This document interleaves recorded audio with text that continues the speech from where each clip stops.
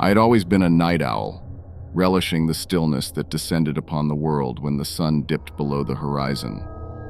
It was on one such eerie, moonlit night that my curiosity got the better of me.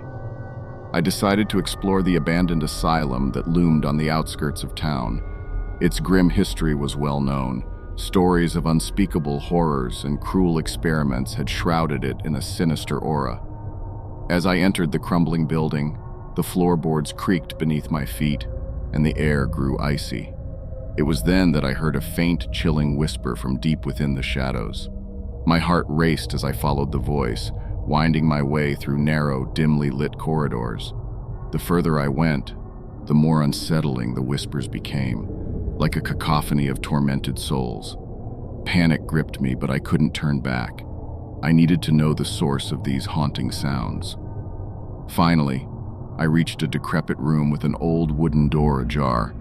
It revealed a sight that would forever haunt my nightmares.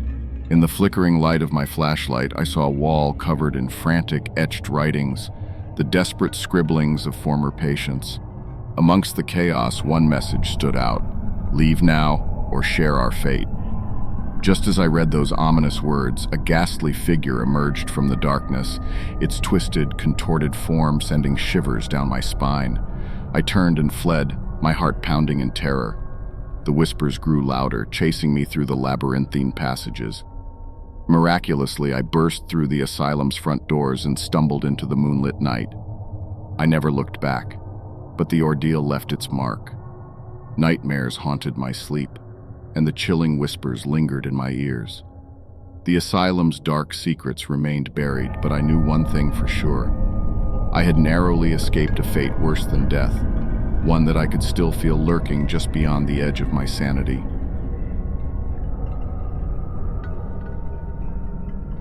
Growing up in the quiet town of Willowbrook, I'd always heard the eerie tales surrounding the old derelict mansion at the edge of the woods. They said it was cursed, that anyone who entered its decaying walls would never leave. As a teenager seeking adventure, I decided to test the legends one fateful summer night. Armed with a flashlight and a pounding heart, I ventured into the mansion, determined to prove the stories wrong. The moment my foot crossed the threshold, an oppressive silence enveloped me, making my breath seem deafeningly loud. The dim beam of my flashlight revealed dusty furniture, cobweb-laden chandeliers, and fading wallpaper peeling like the skin of a forgotten memory. It felt like stepping into a time capsule from a bygone era. As I ventured deeper into the mansion, I noticed strange, almost lifelike paintings hanging on the walls, portraits of people who appeared trapped in perpetual agony. A chilling unease settled in my chest. My footsteps echoed eerily through the hallways as I explored further, encountering locked doors and mysterious whispers that seemed to emanate from the very walls themselves. My heart raced as I moved upstairs, where I found a room untouched by time, containing a grand mirror that seemed impossibly pristine amidst the mansion's decay. My reflection, however, held a twisted, sinister grin that was not my own. Fear consumed me, and I bolted from the room, desperate to escape the mansion's clutches. But the moment I reached the front door, it slammed shut with an ear-splitting bang, leaving me trapped in darkness. Panic surged as I realized the legends were true, and this mansion held me in its sinister grip. I stumbled through the hallways, my flashlight flickering ominously, until I came face to face with the malevolent spirits that dwelled within. They clawed at me, whispering haunting secrets and desires in a cacophony of voices. With every ounce of willpower, I hurled myself through a window, landing outside amidst shards of glass. Bloodied and battered, I sprinted away from the mansion, never looking back. The ominous whispers faded, and I was free. Though I escaped with my life, the horrors I witnessed that night left scars that would never heal. I grew up in a small, forgotten town nestled deep within the Appalachian Mountains, where stories of a monstrous creature lurking in the woods were as common as the morning fog. The elders spoke of a creature known as the Woodsbane, a malevolent being with long, gnarled limbs and a taste for human flesh. I always dismissed it as local folklore, until one fateful summer evening when I decided to explore the dense forest alone. Armed with nothing but a pocket knife and a flickering lantern, I ventured deeper into the inky blackness of the woods. As I pushed through the underbrush, I felt an eerie presence, as though unseen eyes were watching my every move.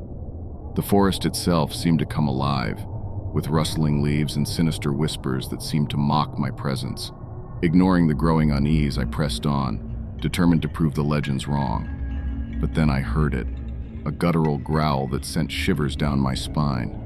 My lantern flickered violently, casting wild shadows on the gnarled trees. Suddenly, a nightmarish figure emerged from the darkness, its hulking silhouette framed by the lantern's dim glow. The woodsbane was real, and it was no myth. Its elongated limbs were adorned with jagged claws, and its eyes glowed with evil. Panic surged through me, and I fled deeper into the forest, the creature's unearthly growls echoing in pursuit. I ran for what felt like hours, my breaths ragged, until I stumbled upon a decrepit cabin in a clearing. Desperation forced me inside, and I slammed the door shut, bolting it with trembling hands. As the creature's haunting growls drew closer, I cowered in the corner, praying for morning light.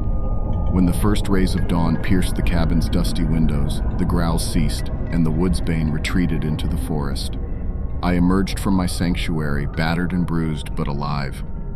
I had faced the terror that had haunted my town for generations and lived to tell the tale.